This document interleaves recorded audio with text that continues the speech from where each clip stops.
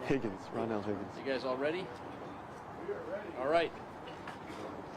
So good morning, everyone. Thank you all for coming out today. Like so many of you, yesterday I was heartbroken and shaken by the events that happened here at the Brass Mill Center. This is a place where families shop, where our teens meet up after school, where people go to enjoy a normal day, and that sense of normality was shattered here yesterday. I want to thank the folks who offered their support. Governor Lamont was on the phone with me right after this happened. Congresswoman Hayes had called to offer help. Commissioner Higgins was right here with the state police to offer a great deal of assistance as well. So thank you to all of them for their continued support. Our thoughts, of course, are first and foremost with the victims, the individuals who were injured in this senseless violence. I'm happy to be able to report that 3 of the 5 victims are out of the hospital. 2 remain in the hospital here in Waterbury, but they're in stable condition. And the most seriously injured was a young lady who was hit in the spine, but she does now have some feeling in her extremities, and she's going to be doing some rehab. So hopefully she will not find herself paralyzed. We'll see how that develops. We also, feel for those who were here, the shoppers, the witnesses, the folks who work in the mall. It was a very traumatic experience for them as well. To the police department, to our fire department, to all of our first responders, I want to say it was a job well done. They were here within minutes. They were rushing inside before the building was secured, the police officers, the state troopers who were here, but also our firemen and our EMTs and our ambulance personnel as well. They went in without any concern for their own danger, were able to get the 5 victims out, and I am sure that as a result of their work yesterday, lives were saved here as well. I also want to acknowledge and thank the hospital staff at both St. Mary's and Waterbury Hospital. 5 traumatic cases going between those 2 hospitals, and they did a terrific job of patching people up and obviously keeping them well, with 3 of them already on their way home. To the Brass, people here who worked at the Brass Mall, they were helpful as well. They guided people out. They helped keep things calm here. People were hidden and were protected, so I want to thank them for what they did. This is not part of what their normal day would be like, and yet they all did a terrific job as well. Later this morning, we are going to be meeting with Stacy Mendyka, the Chief Spagnola, and I, to talk about enhanced safety here at the mall and things that we can do to be sure people feel safe. This was a one-off incident. The mall is safe, the city is safe, but we do feel that it's important that we have these conversations about what we can do to make people feel safe. I would encourage people to come back to the mall. This was, as I said, a one-off incident. It was a random act of violence. It was not a random act of violence. It was an effect. 2 young men who knew each other, had a history and a past. They got into a beef here. There were 4 young women with the victim, and so the perpetrator, when he was called out, instead of having what would have at one time been a fist fight, but because he was armed, came out with a pistol, shot the guy he was having a problem with, and the 4 women who were with him as well. And those are the 5 victims. So at this point, he is in custody, and the chief will be able to give you some more information about that in a couple of minutes. But he is in custody, so he is no longer loose. The mall has been searched and secured, and there's nothing to worry about here. As a city, obviously we are very shaken to have this happen here in Waterbury, but we're not broken. This is a strong city, and we are very much standing together in times of crisis. We support and we care for one another, and we are going to continue moving forward as a city. So to every resident of the city, please know that we're all here for you. We're working hard, we're listening, and we're committed to keeping Waterbury safe and strong. So with that, I'm going to turn it over to Chief Spagnola, who can tell you a little bit more about what's actually happening. Thank you, Chief. Good morning, everyone. And as the mayor said, thank you to all the state delegation, the governor, especially the state police, Commissioner Higgins and Colonel Loftman for their strong support. They were here within minutes yesterday, as well as all our federal law enforcement partners as well. In our state's attorney's office, our state's attorney Maureen Platt had a contingent of inspectors and attorneys on scene to assist us. It was a chaotic scene when we first got here. First responding officers found 5 people that were wounded by gunfire. They weren't quite sure if there was an active shooter still on scene. They did a tremendous amount of work in a short period of time. It was very accurate work, very diligent work, and we were able to identify who the shooter was and that the shooter had left the property. throughout the evening and through a variety of investigative techniques, which included the latest technology and some forensic technology that we have the capability of using, we were able to identify a suspect and ultimately establish probable cause and make an arrest of that suspect. That party is Taewan Washington. He's 19 years old. He lives here in the city of Waterbury.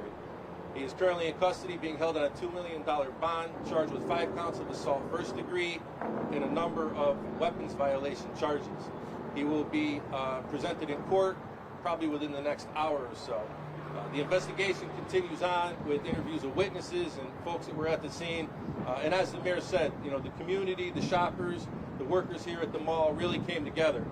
People really went with their instincts. They were able to shelter in place. They were very cooperative in assisting with law enforcement's efforts to make the scene safe. It took us quite a bit of time because obviously it's a very large area. We wanted to make sure that we left no stone unturned. And I commend all the police officers, especially the Waterbury police officers that were here on scene yesterday, for a great job done. I'll turn it over to Commissioner Higgins now. Thank you, Chief. Good morning, everyone. Within minutes, the state's largest police force, the Connecticut State Police, was on scene assisting the Waterbury Police Department. That collaboration and cooperation isn't just something that happens in emergencies. That is something that happens regularly here in the city of Waterbury between the state and local and federal law enforcement officials. As the mayor said, yesterday was not an ordinary day, but today we're here, stand with the Waterbury Police Department, the mayor, the delegation, and the entire Waterbury community to make sure people know that the Waterbury Mall is safe. We're here not just to support them in their time right now, but in the future as we go forward. There's a lot that's going on right now. I commend the Waterbury Police Department, their investigators, for working through the night onto this morning. The chief has shared that they have made an arrest. That individual will be presented in court momentarily, and that's a good thing. This was a targeted incident. But gun violence isn't something that we will ever accept. It is not okay to come to a mall and then find yourself a victim of gun violence. It is not okay for someone to come here to work, okay, and find themselves hiding, sheltering in place.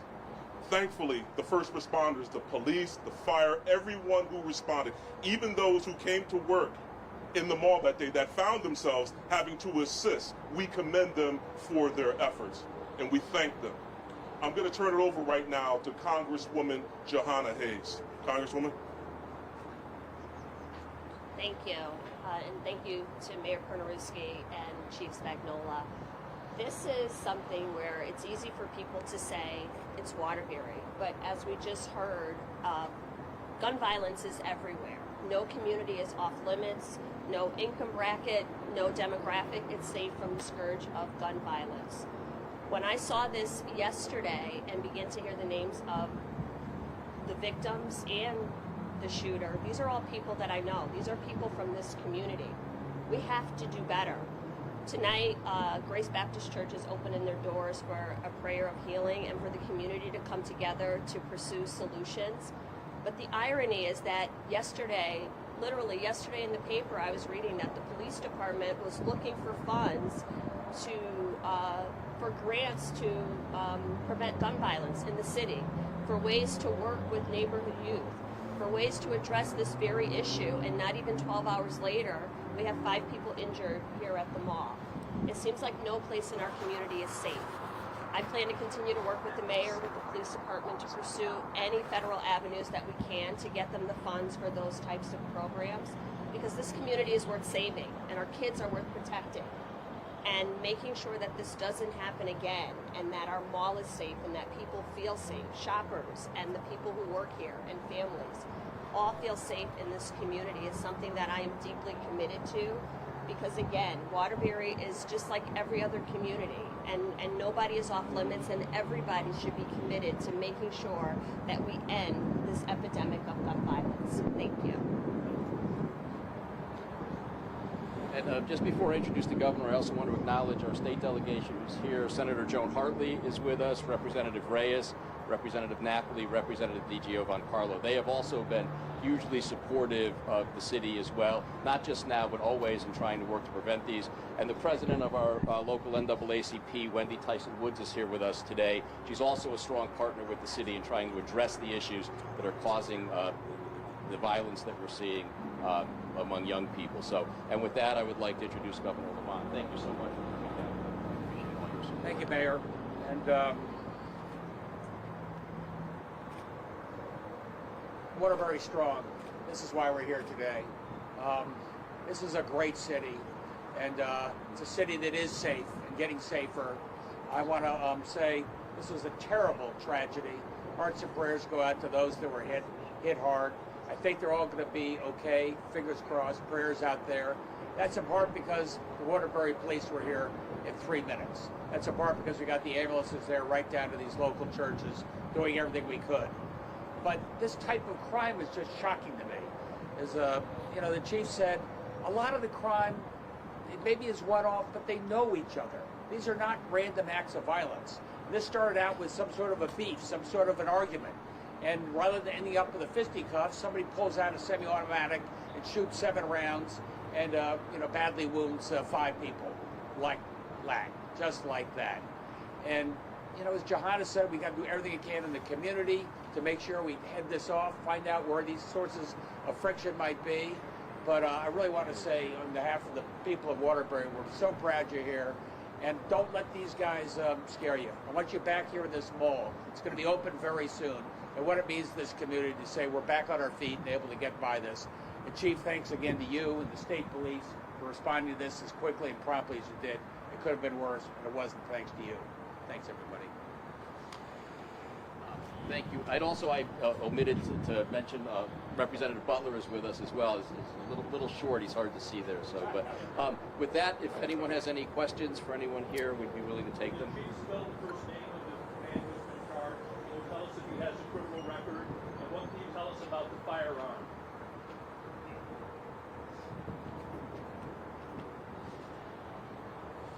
Sure.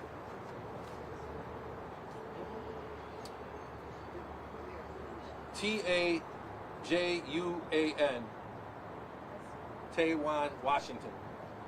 He is currently out on bond for a number of motor vehicle charges that did not occur here in the city of Waterbury. He is 19 years old, and he's currently out on $25,000 bond total for failure to obey an officer's signal, reckless driving, interfering with a police officer, and a number of other motor vehicle charges. What can you tell us about the firearm? Did he have a CT, BP, or anything like that? So we conducted a search warrant at his residence early this morning. Through that search warrant, we seized 2 rifles. We still have a lot of work to do. We're not currently in possession of the firearm we believe that was used in this particular incident.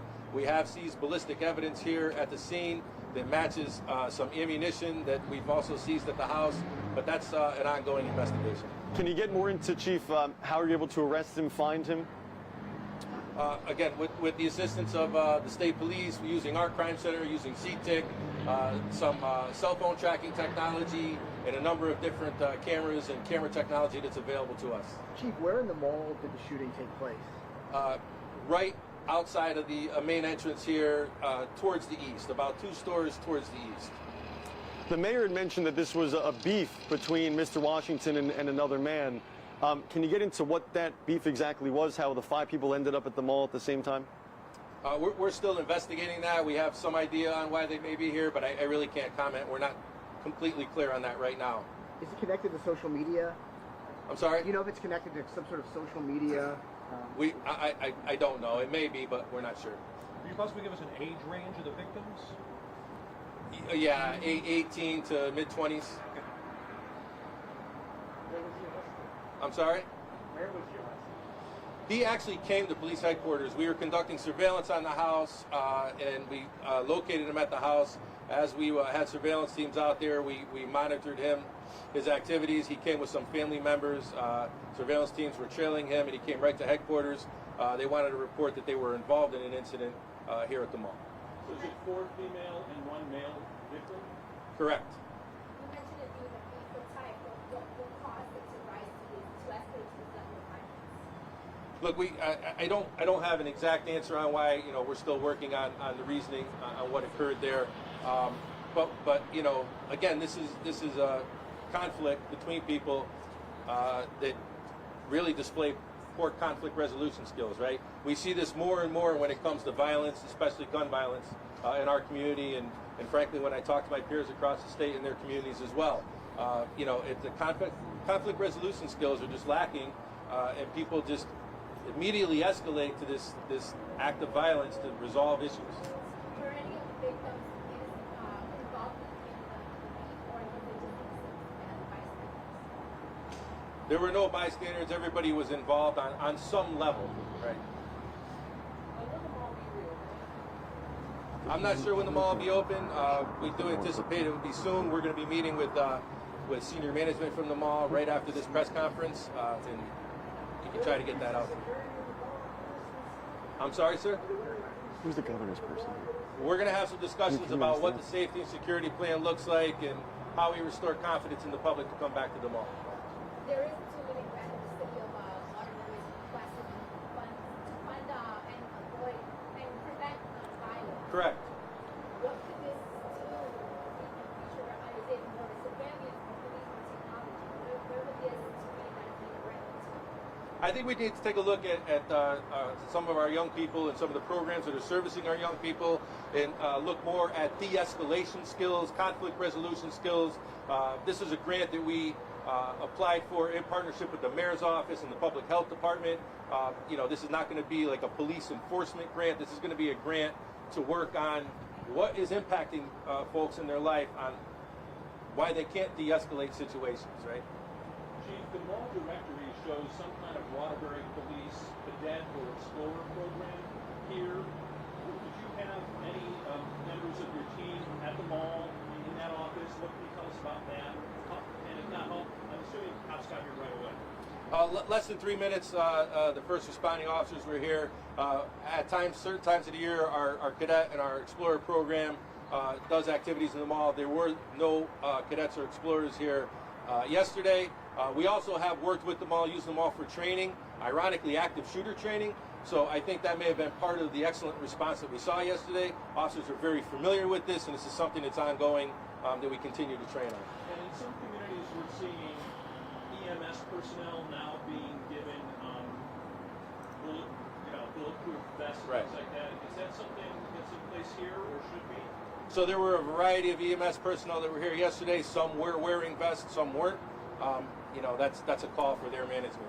Chief, I apologize if you've already said this, but the 5 people involved were all shoppers in the mall. None of them worked here? No, the 5 people that were involved, right, they were all patrons of the mall, but all knew each other and were involved in this incident. Can you get into the police response? I think the governor said officers got here within 3 minutes. The mayor said lives were saved. Can you get into that, please? So our officers were here within 3 minutes. They quickly formed search teams. Some officers went down into security, started to review video surveillance that was available to determine if the shooter was still on scene. Officers, through their training and experience, started searching areas where they believed the shooter may have been, started tracking the shooter on how he left the mall. The shooter had left through that exterior exit of JCPenney, so he'd made his way through the mall interior and exited there into this parking lot and got in a car and left. They were able to identify that information rather quickly, and therefore we were able to tailor a response that became more of a rescue response, looking for any other potential victims, looking for people that were sheltering in place, that may have gotten locked into a store, which did occur, in activities such as that. Does the forensic material you gathered at the mall tell you anything about the make or caliber of the firearm? It's a .40 caliber.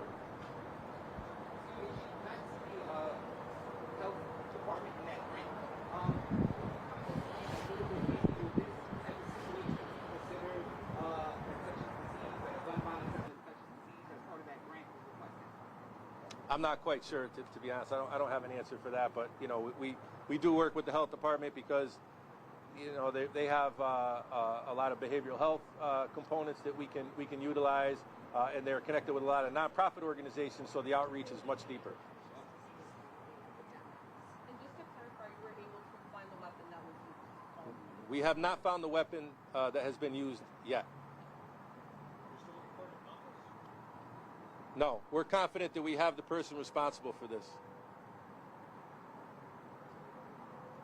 Good. Congresswoman Hayes, you mentioned you know some of the victims. I'm sorry? I'm asking Congresswoman Oh, Hayes, I'm sorry. she knows some of the victims. Have you spoken to them? And what's your relationship? I haven't spoken to them, but I'm from Waterbury. Growing up in this community, you know large families, you know the children of people. I mean, this is where I'm from.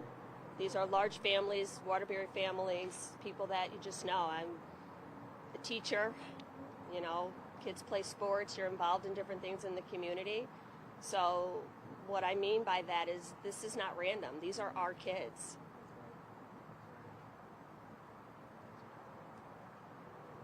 Thanks, everybody. Thank you. Thank you.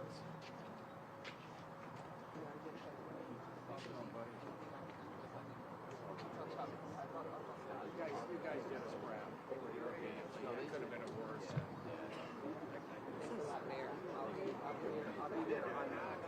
You were rolling around with semi-automatic with 19. Probably. Gracias.